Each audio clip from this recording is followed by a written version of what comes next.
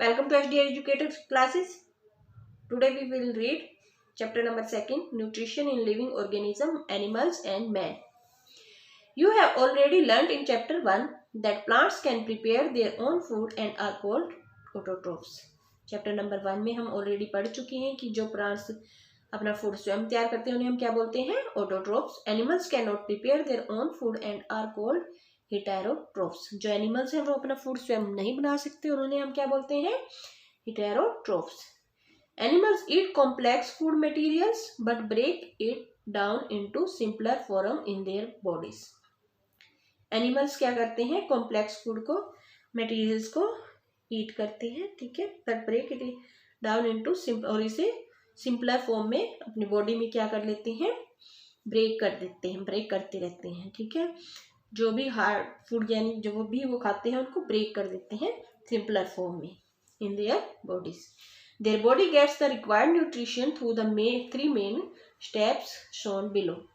जो उनकी बॉडी होती है वो क्या करती है, न्यूट्रिशन रिक्वायर कैसे प्राप्त करती है, जो जरूरत होती है, जितनी न्यूट्रिशन की जो उनकी बॉडी को जरूरत होती है वो कैसे प्राप्त करती है, थ्रू द 3 स्टेप्स इसमें दिए गए हैं. कौन कौन से हैं वो अब देख लेते हैं.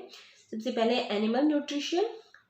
एनिमल न्यूट्रिशन कौन कौन से होते हैं, mode of intake of food, ठीक है. क्या है, mode of intake of food, यानी कि जो भी हम फूड लेते हैं उसके किस तरह से लेते हैं. एक है फूड रिक्वायरमेंट या फूड हैबिट जो हमारी होती है. Third is utilization in the body. ये 3 मेन क्या होते हैं, स्टेप्स होते हैं. कौन कौन से होते हैं, सबसे पहले होता है फूड रिक्वायरमेंट या food habit, mode of intake food and utilization in the body. उसे हम कैसे बॉडी में यूटिलाइज करते हैं. नेक्स्ट हम बात कर लेते हैं modes of intake of food. जो हमने सबसे पहले बात करी थी mode of intake of food की, उसमें क्या है उसके बारे में हम डिटेल में जान लेते हैं. The method of taking in food is different in different organism. जितने भी ऑर्गेनिज्म होते हैं सब में फूड को जो ग्रहण करने की जो मेथड होता है, जो विधि होती है, वो डिफरेंट होती है, अलग अलग होती है. The relevant parts of their body get modified in a manner that makes it easy for them to eat their food. जो भी उनकी बॉडी के रिलेवेंट पार्ट्स यानी कि महत्वपूर्ण जो भी उनके अंग होते हैं वो मॉडिफाई कर देते हैं इस तरह से कि जो भी फूड वो ईट करते हैं उसे वो इजीली ग्रहण कर पाते हैं, ठीक है. द रिलेवेंट पार्ट्स क्या हेल्प करते हैं बॉडी के, जो उनकी जो भी डिफरेंट जो ऑर्गेनिज्म होते हैं उनकी बॉडी में डिफरेंट जो पार्ट्स होती हैं, ठीक है. तो वो उनके अंदर एक ऐसी जो है इनके ताकत होती है, एक ऐसा मैनर होता है जिससे वो क्या कर लेते हैं, फूड को ग्रहण कर लेते हैं, ठीक है, डिफरेंट मैनर में. Sparrow has a short beak to pick up seeds and worm. जो स्पैरो होती है उसकी बीक कैसी होती है, शॉर्ट होती है, जिससे क्या होता है कि वो सीड्स और वर्म्स को आसानी से पिक कर लेती है, ठीक है. जो भी बीज होते हैं या कीड़े मकोड़े होते हैं उनको आसानी से अपनी चोंच में पिक कर लेती है. The long tubular beak of the humming bird helps it to suck nectar from the flowers.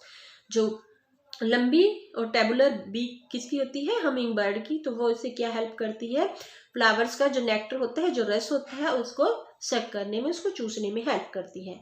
The cow has sharp incisors and flat molar teeth that help it to cut and grind plant and materials.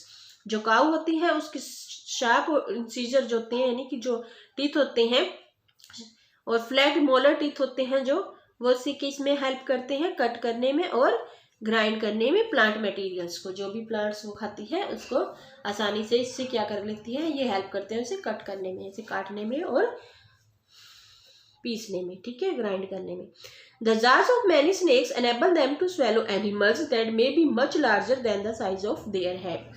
जो snacks के जो jars होते हैं वो इतने यानी कि इतने ताकतवर होते हैं कि वो किसी भी एनिमल्स को स्वेलो कर सकते हैं जो उनसे भी बड़ा हो सकता है साइज में, ठीक है. जितना बड़ा उनका साइज होता है हेड का, उससे भी बड़े एनिमल्स को वो सक कर लेते हैं, इतनी पावर होती है इसके जार्स में, ठीक है. That is the modes of intake of food. ये हमें दिए गए sparrow, humming bird, cow and snake picture में हमें दिए गए हैं। तो इनके बारे में हमें बताया गया है कि वो अपने फूड को कैसे इंटेक करती हैं। तो mode of intake of food differs in different organism, और ये डिफरेंट ऑर्गेनिज्म में डिफरेंट होता है। नेक्स्ट है food habits of animals. Animals की फूड हैबिट्स के बारे में हम बात कर लेते हैं। On the basis of their food habits, animals have been categorized into 3 different categories. Food habit के बेसिस पे हम कितने 3 कैटेगरीज में इसको डिवाइड कर सकते हैं। The animals like cow and deer, animals जैसे कि काउ और डियर होते हैं, that eat only plant material, जो केवल प्लांट खाती हैं यानी कि घास फूस खाते हैं, उनको हम क्या बोलते हैं, हर्बीवोर्स। जो प्लांट्स पे डिपेंड करते हैं उनको हम क्या बोलते हैं, herbivores. The animals like lion and tiger that eat only other animals are called carnivores. और lion और tiger जो दूसरे एनिमल्स को खाते हैं उनको हम क्या बोलते हैं, carnivores, यानी कि मांसाहारी होते हैं ये, तो इनको हम बोलते हैं carnivores. Animals like bear and human beings that eat both animals and plant materials are called omnivores. और जो एनिमल्स होते हैं जैसे बियर होता है और ह्यूमन बीइंग होता है, जो दोनों तरह की यानी कि प्लांट ईटर भी होते हैं और एनिमल ईटर भी होते हैं, उन्हें हम क्या बोलते हैं, omnivores. Next is modes of nutrition के बारे में हम बात करते हैं। मोड्स ऑफ न्यूट्रिशन, ठीक है। It is their food that provides animals their required nutrition. यह एक सा फूड होता है कैसा, जो प्रोवाइड करता है एनिमल्स को रिक्वायर्ड जितने न्यूट्रिशन, जितने पोषण की उन्हें जरूरत होती है और वो उनको प्रोवाइड करता है। As we have mentioned in the previous chapter, जैसे कि हमने पहले के चैप्टर में देखा है, the nutrition requirements of heterotrophs heterotrophic nutrition are met by them in 3 different way. जैसे कि न्यूट्रिशन जो रिक्वायर होता है हेटेरोट्रोफ्स को, तो वो कैसे मिलता है, हेटेरोट्रोफिक न्यूट्रिशन वो 3 डिफरेंट वेज होते हैं उसे हेटेरोट्रोफिक न्यूट्रिशन प्राप्त करने के।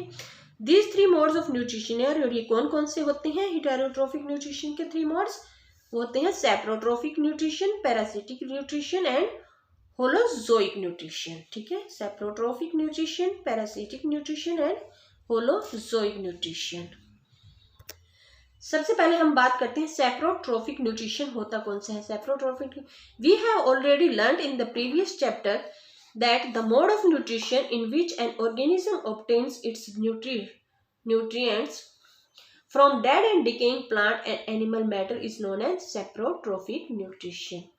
हमने पिछले चैप्टर में भी ये पढ़ा था कि जो भी मोड ऑफ न्यूट्रिशन होता है जिसमें ऑर्गेनिज्म अपना रिक्वायर्ड न्यूट्रिएंट्स प्राप्त करता है डेड और डिकेइंग प्लांट से, यानी कि जो मृत पौधे या एनिमल होते हैं उनसे प्राप्त करता है, उन्हें हम क्या बोलते हैं, सेप्रोट्रोफिक न्यूट्रिशन उसे बोला जाता है। Such an organism secretes enzymes outside, digest the organic food and absorb the soluble organic compounds. जो इस तरह के ऑर्गेनिज्म होते हैं वो क्या करते हैं, सीक्रेट्स करते हैं एंजाइम्स को, ठीक है, डाइजेस्ट द ऑर्गेनिक फूड को डाइजेस्ट करते हैं और absorb the soluble organic compound, और जो भी उनका सोल्यूएबल ऑर्गेनिक कंपाउंड्स होता है उसको एब्जॉर्ब कर लेते हैं। Most fungi and some bacteria are saprotrophs. Fungi और जो बैक्टीरिया है वो क्या होते हैं, मोस्ट फंगी, अधिकतर जो फंगी होती है, और कुछ बैक्टीरिया ऐसे होते हैं जो सेप्रोट्रोफ्स होते हैं। Next is parasitic nutrition. कौन सा होता है, parasitic nutrition, the mode of nutrition in which an organism known as a parasite obtains food from some other living organism known as the host of a different group is known as parasitic nutrition. इसमें क्या होता है कि the mode of nutrition, इस तरह का यह nutrition होता है जिसमें कोई ऑर्गेनिज्म जिसे हम पैरासाइट बोलते हैं ऑब्टेन्स करता है फूड को अदर लिविंग ऑर्गेनिज्म से, ठीक है, लिविंग ऑर्गेनिज्म यानी कि जीवित प्राणियों से अपना फूड प्राप्त करता है, जिसे हम बोलते हैं होस्ट। क्या बोलते हैं, होस्ट बोला जाता है जिससे फूड प्राप्त किया जाता है। ऑफ ए डिफरेंट ग्रुप, जो कि डिफरेंट ग्रुप का होता है, और उसे हम क्या बोलते हैं, पैरासिटिक न्यूट्रिशन बोलते हैं। पैरासाइट्स में लिव ऑन और इन the body of another living organism. जो पैरासाइट होते हैं वो किसी के ऊपर जीवित रहते हैं, किसी की बॉडी, अनदर लिविंग ऑर्गेनिज्म की बॉडी के ऊपर होते हैं, उसके अंदर होते हैं, बाहर होते हैं, या उसकी बॉडी पर होते हैं, ठीक है। In this mode of nutrition, the parasite is benefited while the host gets harmed. इस मोड ऑफ न्यूट्रिशन में क्या होता है कि जो पैरासाइट होता है उसे बेनिफिट कब बेनिफिट होता है, जब होस्ट जो होता है हार्म होता है, ठीक है। तो होस्ट कौन होता है, जैसे हमने बताया था कि जिस लिविंग ऑर्गेनिज्म से वो फूड प्राप्त करते हैं उसे हम क्या बोलते हैं, होस्ट बोलते हैं। तो जब उसे कोई हार्म होता है तो उसके ऊपर उसे पैरासाइट अपना फूड ग्रहण करता है। जैसे होते हैं round worms, head lice, body lice and tape worm are parasites. तो ये क्या होते हैं, पैरासाइट होते हैं जो किसी भी लिविंग ऑर्गेनिज्म के ऊपर जीवित रहते हैं। ठीक है, लिविंग ऑर्गेनिज्म से अपना फूड प्राप्त करते हैं। Next is holozoic nutrition. This is a mode of nutrition in which organism like amoeba and human beings eat food that may be in solid और इन लिक्विड स्टेट। यह एक ऐसा mode of nutrition होता है जिसमें organism जैसे कि amoeba और ह्यूमन बींग्स इसके अंदर आते हैं, अपना फूड प्राप्त करते हैं। वो सॉलिड में भी हो सकता है और लिक्विड अवस्था में भी हो सकता है। This food is taken into the body or eaten, and then it is broken down or digested to provide the required nutrition to the body. इसमें इस फूड में क्या होता है कि यह कैसे लिया जाता है, यह बॉडी में ग्रहण किया जाता है या इसको ईट किया जाता है और फिर इसको ब्रेक डाउन किया जाता है या फिर डाइजेस्ट किया जाता है ताकि बॉडी को रिक्वायर्ड न्यूट्रिशन प्राप्त हो सके। ठीक है, जो भी रिक्वायर्ड न्यूट्रिशन है वो मिल सके। Having understood the three different modes of nutrition used by heterotrophs, let's us now talk in detail how the human body gets its required nutrition. तो अब हम समझ चुके हैं कि 3 डिफरेंट मोड्स ऑफ न्यूट्रिशन कौन कौन से हैं जो हेटेरोट्रोफ्स यूज करते हैं। ये सारे किसके थे, हेटेरोट्रोफ्स के। अब हम बात कर लेते हैं डिटेल में कि ह्यूमन बॉडी अपना रिक्वायर्ड यानी कि जो भी उसकी ज़रूरत है, वो जितनी भी ज़रूरत है वो इतना पोषण कैसे प्राप्त करते हैं, रिक्वायर्ड न्यूट्रिशन कैसे प्राप्त करते हैं। तो इसके बारे में हम कल बात करेंगे। Thank you. नेक्स्ट वीडियो में हम इसके बारे में बात करेंगे। Thank you very much.